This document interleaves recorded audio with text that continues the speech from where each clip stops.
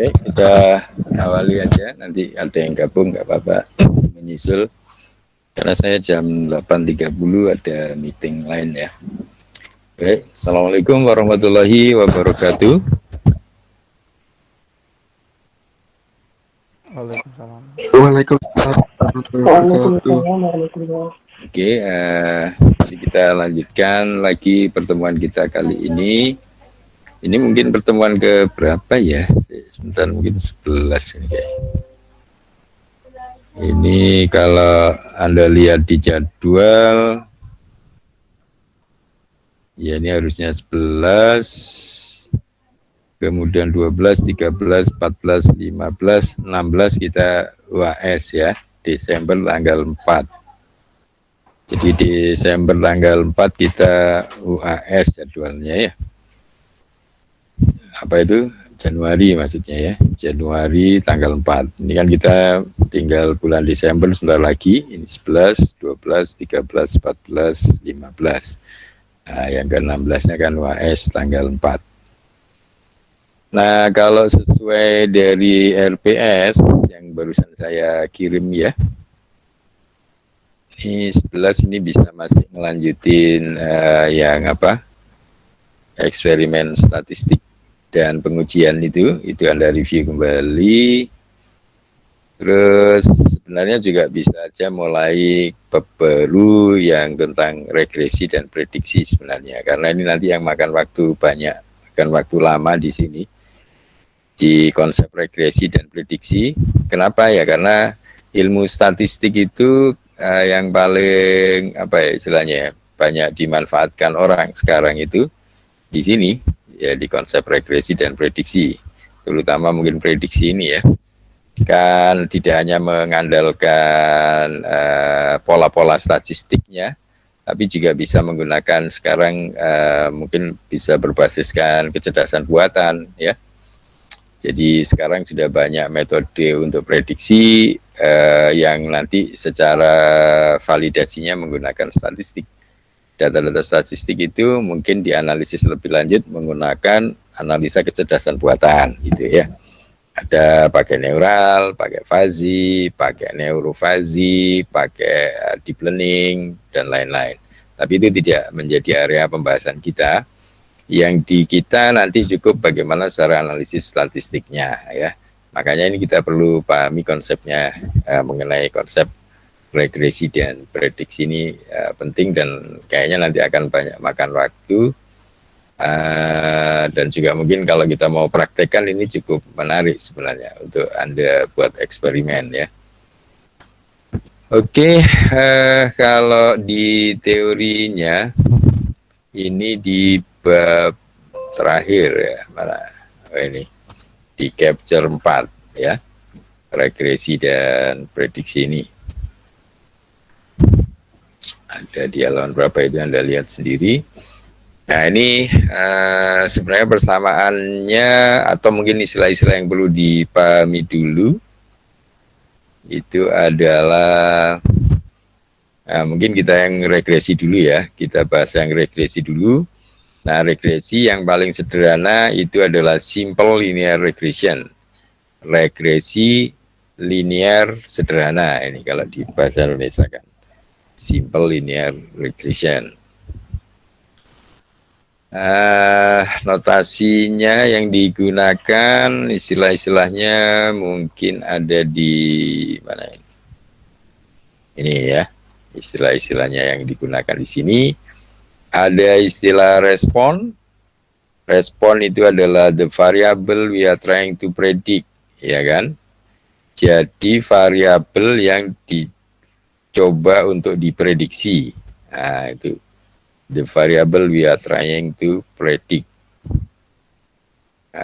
Jadi nanti responnya seperti apa? Nah, bagaimana kita memprediksinya? Atau bagaimana kita mencoba untuk memprediksi? Nah, itu. Ini ada temannya gabung.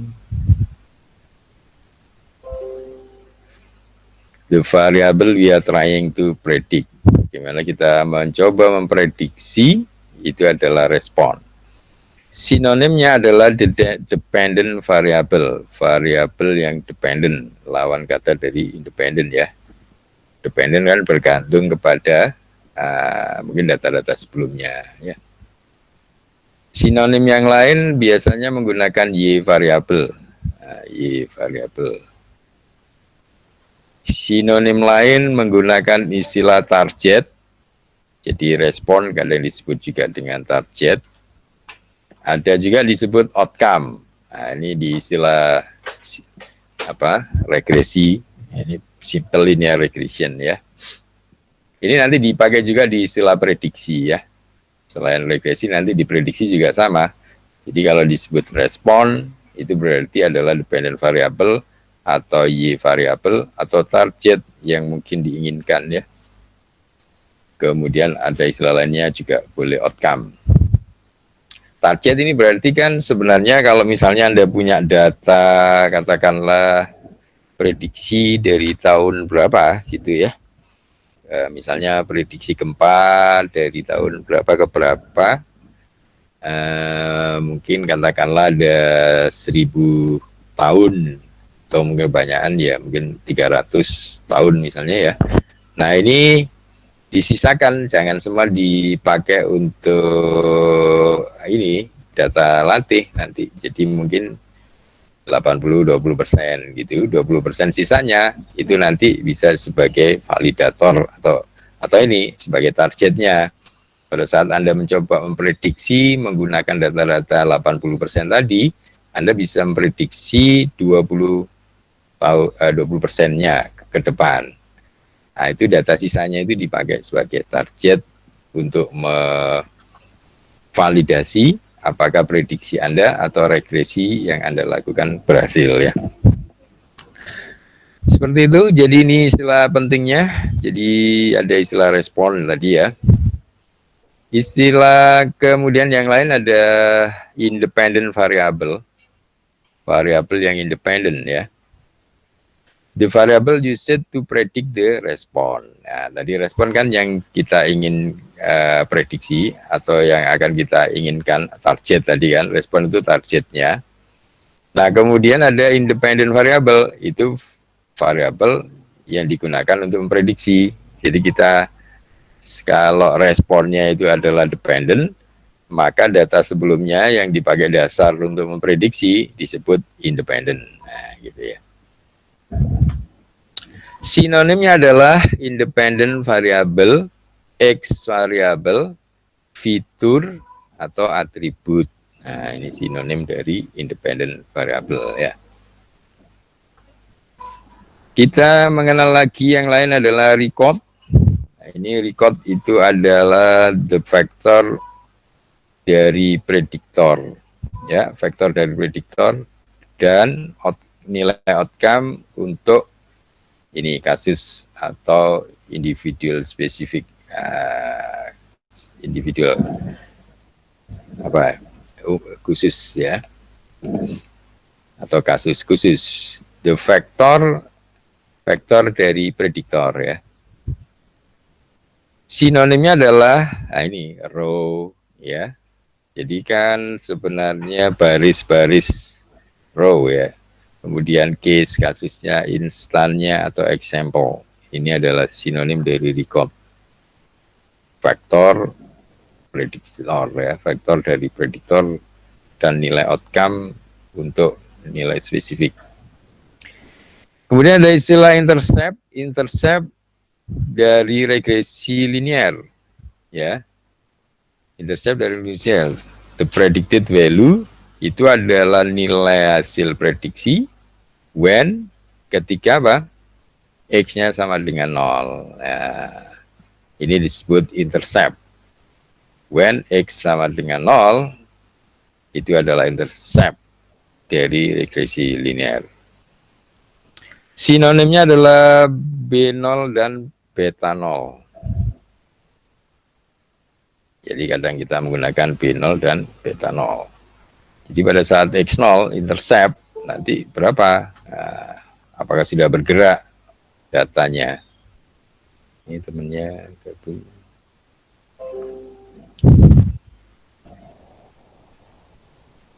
Kemudian ada istilah lain adalah koefisien regresi ya. Koefisien regresi adalah slope-nya ya, kemiringan dari regresi linear ya, baris dari garis regresi ya, dari garis regresi kemiringannya. Persamaan katanya adalah slope itu B1. Kalau tadi kan B0 itu untuk intercept. Nah, kalau slope atau kemiringan adalah B1 atau beta 1. Ya.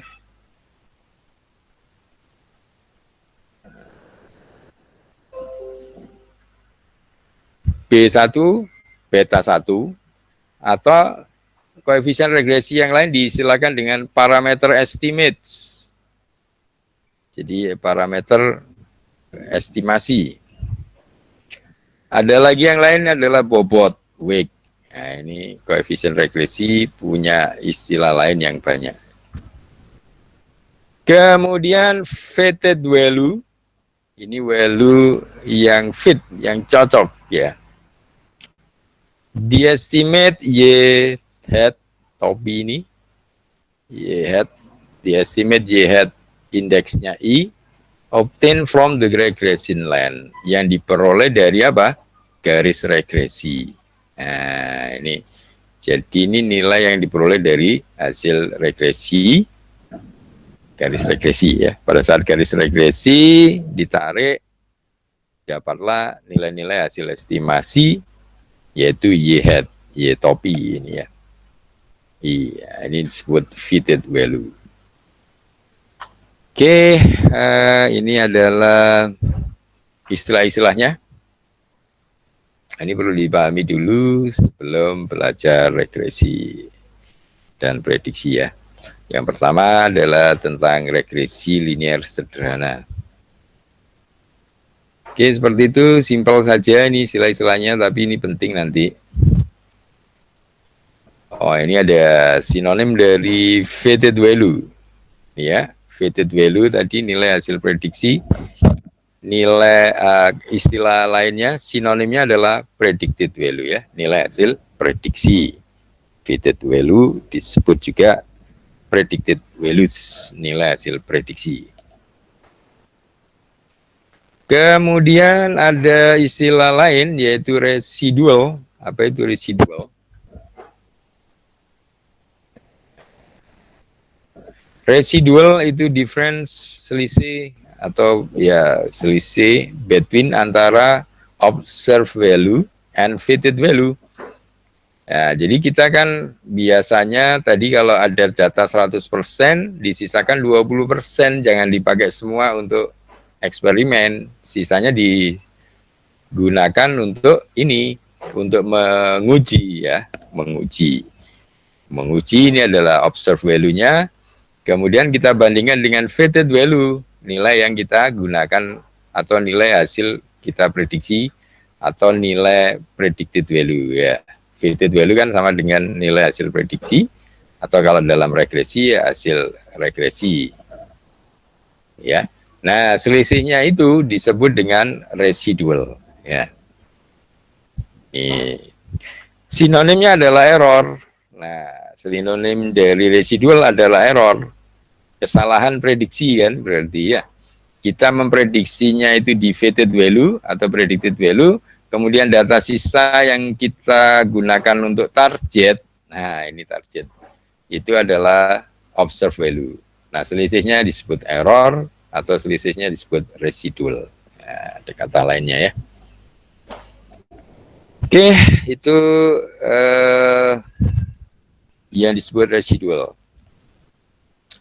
Nah, kemudian kita juga punya cara untuk menghitung bagaimana proses itu berhasil atau tidak, proses prediksi atau regresi kita lakukan itu berhasil atau tidak. Kita harus punya metrik atau ukuran, salah satunya menggunakan least square.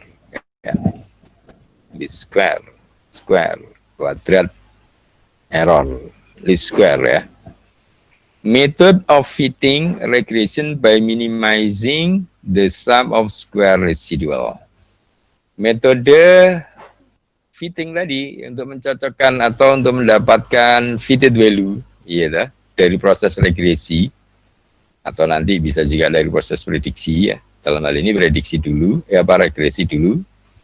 The method of fitting a regression dengan cara apa? By minimizing the sum of squared residual. Dengan cara meminimalkan penjumlahan dari kuadrat error ya. Kuadrat error residual. Kata lain dari error tadi adalah residual ya, atau the difference of source value and fitted value ya. Itu adalah residual. Selisihnya tadi kan residual. Nah, tujuannya adalah ini supaya minimal. Kenapa tujuannya minimal? Nah, kalau minimal kan berarti hasil regresinya bagus ya, atau hasil prediksinya mendekati kebenaran ya. Least square kata lainnya atau sinonimnya adalah ordinary least square. Ya, ini biasa, ordinary itu biasa, least square yang biasa. Least square. Akar biasanya selain dalam bentuk kuadrat error juga akar dari kuadrat error ya. Oke, ini untuk least square ini nanti penting untuk mengukur keberhasilan dari prediksi dan regresi. Seperti itu istilah-istilahnya. Nah, kemudian ya kita masuk ke konsepnya. Seperti ini untuk persamaan regresi. Nah, ini sudah muncul lagi equation-nya. Ini the regression equation, persamaan dari regresi ya. Ini kalau mau ini ditaruh di Google aja. Atau coba kita terjemahkan di sini ya. Simple linear regression adalah regresi linear sederhana, estimate mengestimasi exactly secara exact ya. Secara tepat ya. How much ya, seberapa y will change akan mengalami perubahan when x-nya apa? Berubah. When x-nya change by apa? Certain amount ya. Dalam beberapa ini apa perubahan atau kondisi atau nilai yang berubah. Jadi simple linear regression itu adalah mengestimasi y-nya ya, ketika x-nya berubah, y-nya juga akan berubah kan. Nah, sejauh mana perubahannya itu bisa dilihat dari simple linear regression ini. With the coefficient correlation coefficient kan koefisien korelasi yang sudah kita pelajari sebelumnya ya. Dengan koefisien korelasi maka variabel x dan y itu bisa di-interchangeable, bisa dipertukarkan. Dengan regresi we are trying to predict.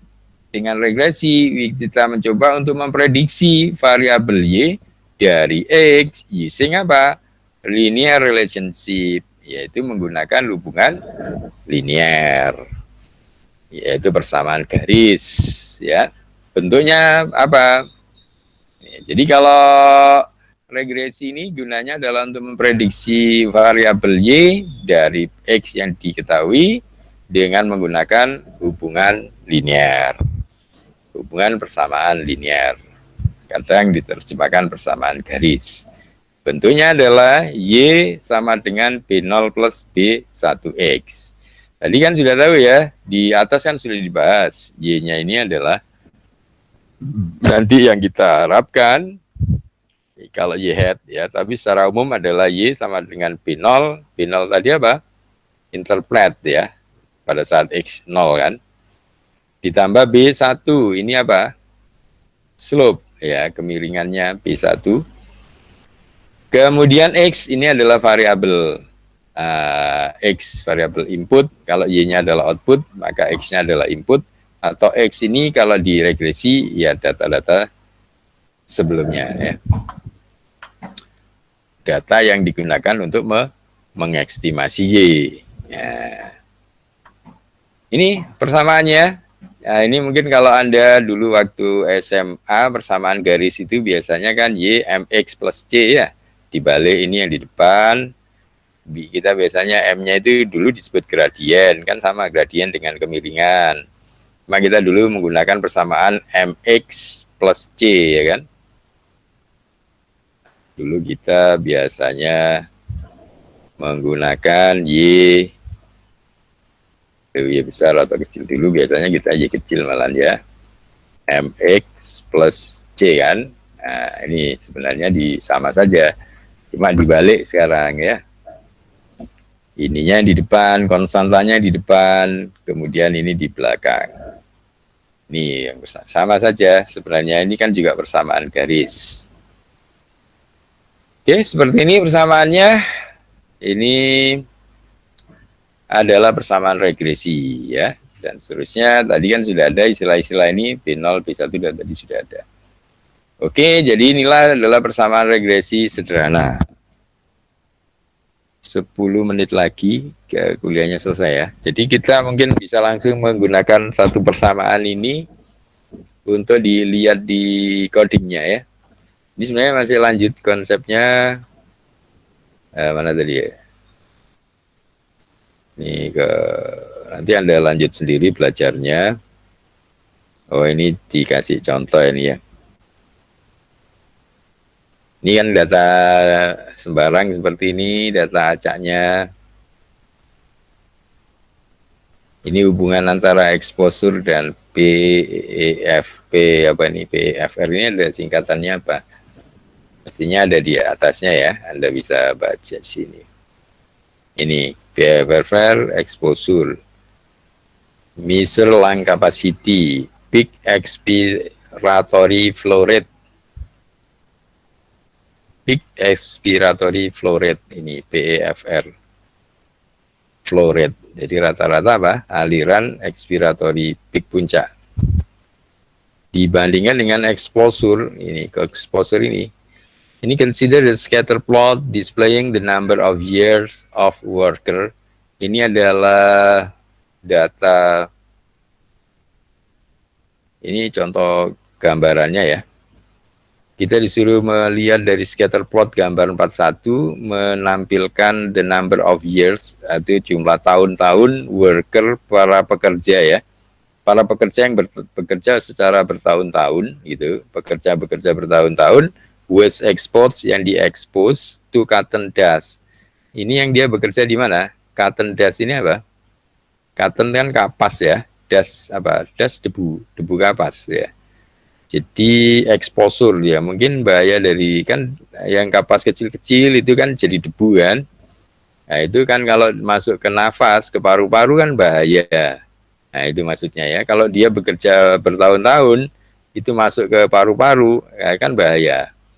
Nah yang masuk ke paru-paru ini disebut peak expiratory flow rate ini. Jadi yang masuk ke paru-paru tadi, debu-debu kapas tadi, itu digunakan untuk mengukur ini, measure lung capacity, kapasitas lung itu apa? Ya pokoknya yang kalau cotton dust tadi masuk ke paru-paru, ini hitungannya dalam bentuk PEFR, peak expiratory flow rate ya. How is PEFR related to exposure? Bagaimana hubungan antara ini kapasitas, mungkin gampangannya bagaimana kapasitas paru-paru ya bisa menerima debu tadi ya, exposure-nya itu kan debu kapasnya. Berhubungan dengan debu kapas itu, it had to tell you based on the picture. Nah, ini sangat susah. It had to tell just based on the picture. Akan susah hanya kalau mengandalkan gambar ini. Nah, ini kan susah ini kalau gambarnya seperti ini, apa yang bisa ditarik kesimpulan? Ini exposure-nya. Jadi semakin ke sana kan, ininya semakin banyak debu-debunya, debu-debu kapasnya kan. Terus yang ke atas ini adalah kapasitas paru-paru menerima kapasitas paru-paru dalam menerima debunya itu, atau di dalam paru-parunya dia terserap berapa debu-debu kapasnya. Nah, ini hubungannya seperti ini. Nah, kalau hanya melihat gambar ini, maksudnya ya kan susah. Bagaimana nih hubungannya? Apa yang bisa Anda katakan, apa yang bisa Anda simpulkan, para pekerja yang bekerja bertahun-tahun, dia menyerap dengan kapasitas ini, seperti ini, debu-debu kapasnya, kemudian yang masuk paru-paru seperti ini. Nah, karena mungkin sulit, nah, makanya perlu dibuatkan persamaan regresi. Ya, ini. Persamaan regresi ini tries to find the best. Dia digunakan untuk mencoba mendapatkan yang the best line, line yang terbaik ya, garis yang terbaik, to predict, untuk memprediksi the respond. Respon tadi kan apa? Ini lawan dari inputnya itu ya, respon atau target ya, atau untuk memprediksi nilai yang diharapkan. Baseline to predict the response, PEFR. PEFR itu kapasitas vital paru-paru kan, di dalam menerima das ini, kapas, debu kapas. Ini ya. How simple regression tadi, regresi linear tadi mencoba untuk mendapatkan line the best-nya itu untuk memprediksi respon dari PF berupa PFFR sebagai function apa? Sebagai fungsi dari prediktor variabel apa? Exposure. Exposure tadi adalah debu-debu kapasnya. Nah, maka sekarang persamaannya adalah PEFR, peak explanatory apa? Flow rate sama dengan apa? Nah, ini B0 tadi awal pada saat X0 ditambah B1 ini slope-nya. Exposure ini apanya? Ya inputnya. Inputnya ini tadi berupa apa? Berupa debu-debu kapasnya. Nah, ini jadinya persamaannya kan jadi lebih bermanfaat, lebih berguna ya. Ini ya, ini persamaan menggunakan R bahasa R maksudnya. Ini yang penting adalah persamaan ini yang di hubungan ini yang penting nanti untuk membuat garis di sini, untuk membuat sebuah, ini nanti dia pekan aja. Ini kan dia mencoba menggunakan rumus apa ini program R, tapi kita lihat hasilnya saja. Nah ini akhirnya ketemu seperti ini. Jadi apa ini maksudnya? Tadi kan kalau kita masukkan ketemulah BI tadi adalah slope daripada apa? Daripada delta Y, ini perubahan delta Y ini kan perubahan exposure. Delta Y itu adalah perubahan debu-debu kapas dibagi apa? Delta X. Di delta X itu apa? Delta X ini adalah kemampuan atau perubahan kemampuan dari kapasitas paru-paru ya. Kapasitas dari paru-paru dalam ini untuk bernafas ya, kapasitas kemampuan paru-paru untuk bernafas, gitu aja gampangnya ya. Nah dari sini Anda bisa lihat bahwa apa, semakin banyak ini kan slope-nya turun ini kan, semakin banyak debu-debu kapas yang masuk kapasitas ke paru-paru seseorang, maka kesehatan orang itu cenderung menurun. Nah ini kan, jadi semakin banyak debu-debu kapas yang disedot oleh pekerja yang bekerja di cotton dust tadi, yang bekerja di mungkin pabrik kain, tapi yang berasal dari kapas yang mau dipintal jadi benang itu ya.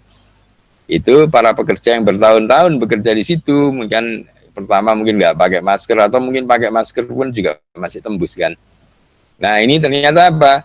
Dia harus hati-hati, semakin banyak maka debu-debu kapas yang dia sedot ke paru-parunya, maka kecenderungan kemampuan paru-parunya semakin menurun. Ini ya ini. PEFR ini kan kemampuan paru-paru dalam menerima debu-debu yang disedot gitu ya. Maka kesehatannya semakin menurun. Nah, ini bahaya ini. Nah, jadi kalau semakin banyak debu-debu yang tersedot, debu-debu kapas tadi, maka paru-parunya menurun kemampuannya. Kapasitas flow rate-nya menurun, peak flow rate. Nah, dari sini kan lebih bisa berbicara ya, dari ini regresi ini bisa lebih berbicara, hasilnya seperti ini. Nah dengan demikian maka dengan persamaan regresi linear sederhana saja Anda bisa menyimpulkan seperti itu maksudnya.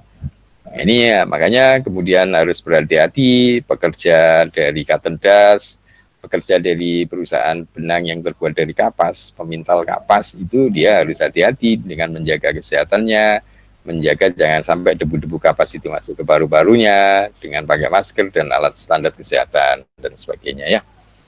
Ini contohnya, kenapa ya kan? Karena semakin banyak ini masuk, kemampuan kapasitas paru-parunya menurun.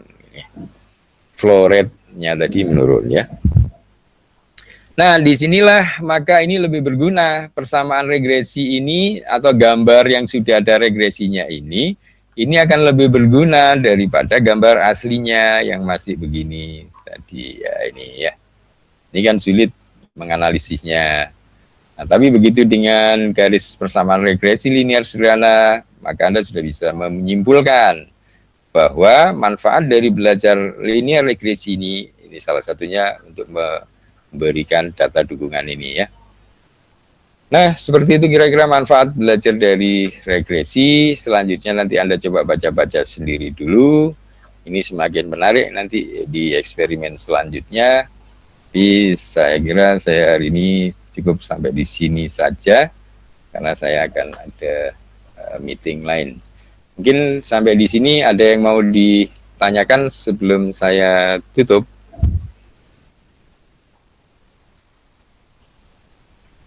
Ada yang mau ditanyakan?